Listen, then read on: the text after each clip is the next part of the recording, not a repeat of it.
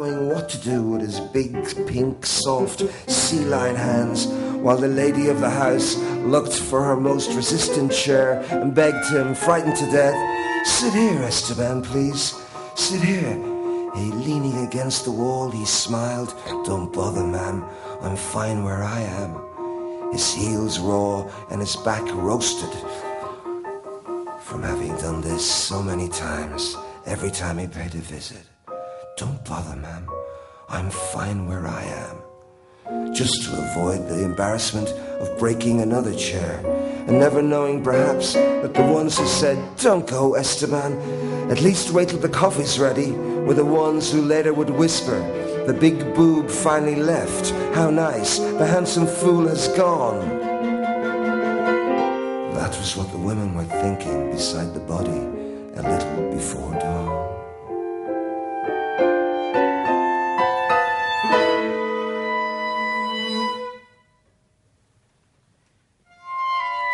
Later, when they covered his face with a handkerchief, so the light would not bother him, he looked so forever dead, so defenseless, so much like the man that the first furrows of tears began to open up in their hearts.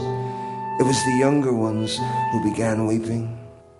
The others, coming to, went from sighs to wails, and the more they sobbed, the more they felt like weeping, because the drowned man was becoming all the more Esteban for them. And so they wept so much, for he was the most destitute, most peaceful, and most obliging man on earth. Poor Esteban.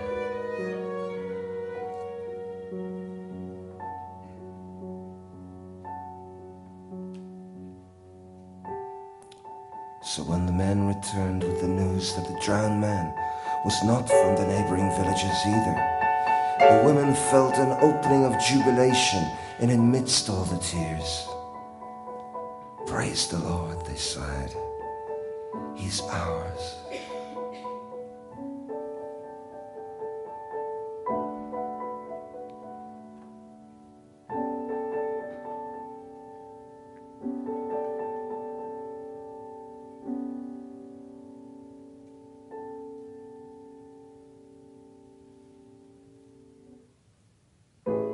The men thought the fuss was only womanish frivolity. Fatigued because of the difficult nighttime inquiries, all they wanted to do was get rid of the bother of this newcomer once and for all, before the sun grew strong on that arid, windless day. They improvised a litter with remains of foremasts and gaffs, tying it together with rigging so that it would bear the weight of his body until it reached the cliffs.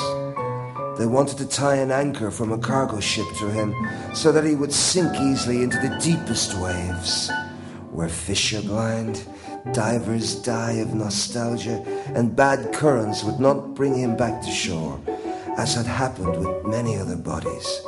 But the more they hurried, and the more the women thought of ways just to waste time, they walked about like startled hens, pecking the sea charms on their breasts, some interfering on one side to put a scapular of good wind on the drowned man, some on the other side to put a wrist compass, and after a great deal of "Get away from there, woman, stay out of the way, look, you nearly made me fall on top of the dead man,"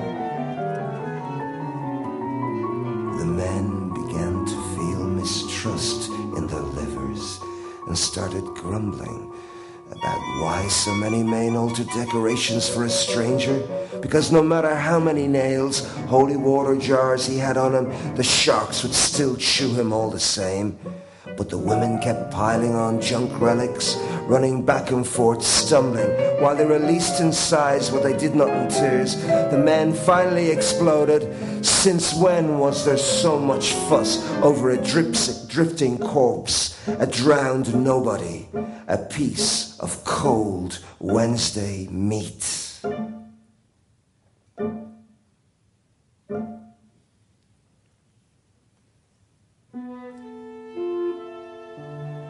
One of the women, mortified by such lack of care, then removed the handkerchief from the dead man's face, and the men too were left breathless. He was Esteban. It was not necessary to repeat it for them to recognize him. If they had been told Sir Walter Raleigh, even though they might have been impressed with his gringo accent, the macaw on his shoulder, and his cannibal-killing blunderbuss, but there could be only one Esteban in the world, and there he was, stretched out like a sperm whale, shoeless, wearing the pants of an undersized child, and with those stony nails that had to be cut with a knife.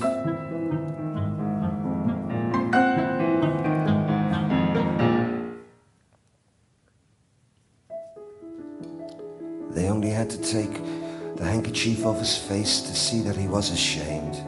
That it was not his fault that he was so big and so heavy and so handsome, and that if he had known that this was going to happen, he would have looked for a more discreet place to drown in. Seriously, I even would have tied an anchor off the galleon around my neck and staggered off a cliff like someone who doesn't like things, in order not to be upsetting you people now with this Wednesday dead body, as you say, in order not to be bothering anyone with this filthy piece of cold meat that has nothing to do with me.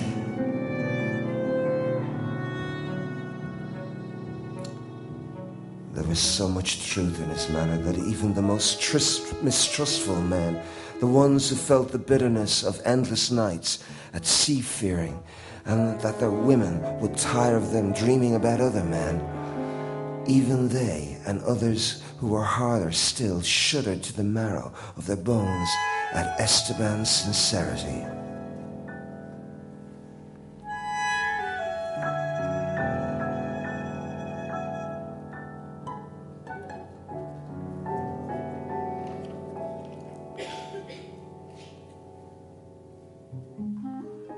That was how they came to hold the most splendid funeral they could conceive of for an abandoned drowned man. Some women who had gone to get flowers in neighboring villages returned with other women who could not believe what they had been told, and those women went back for more flowers when they saw the dead man, and they brought more and more, until there were so many flowers and so many people that it was hard to walk about.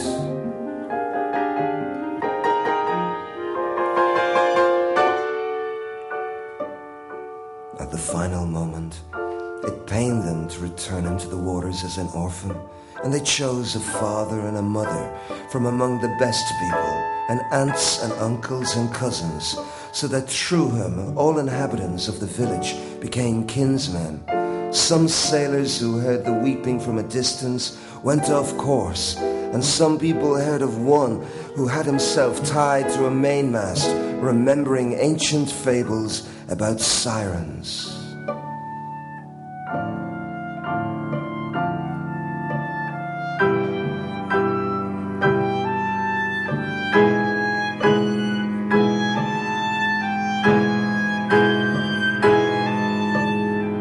While they fought for the privilege of carrying him on the shoulders along the steep street and cliffs, men and women became more aware for the first time of the streets, the dryness of the courtyards, the narrowness of their dreams, as they faced the splendor and the beauty of their drowned man.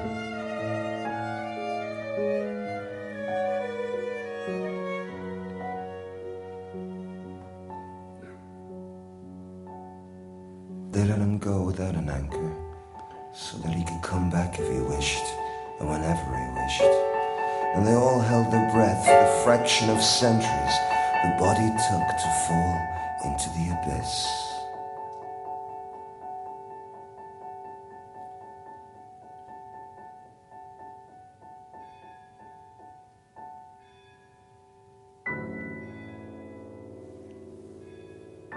They did not need to look at one another to realize that they were no longer all present, that they would never be.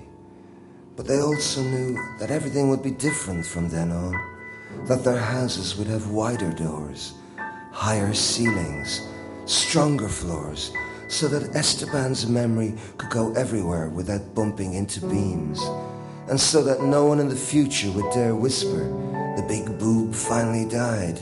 Too bad. the handsome fool has finally died.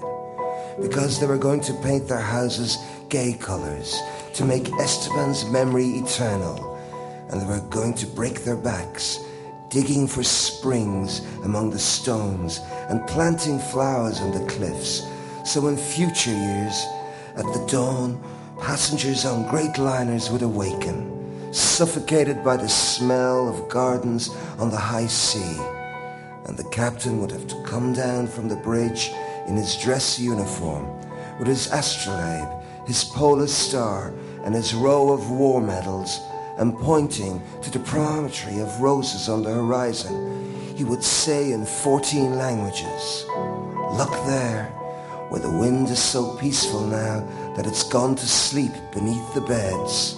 Over there, where the sun's so bright that the sunflowers don't know which way to turn. Over there, that's Esteban's village."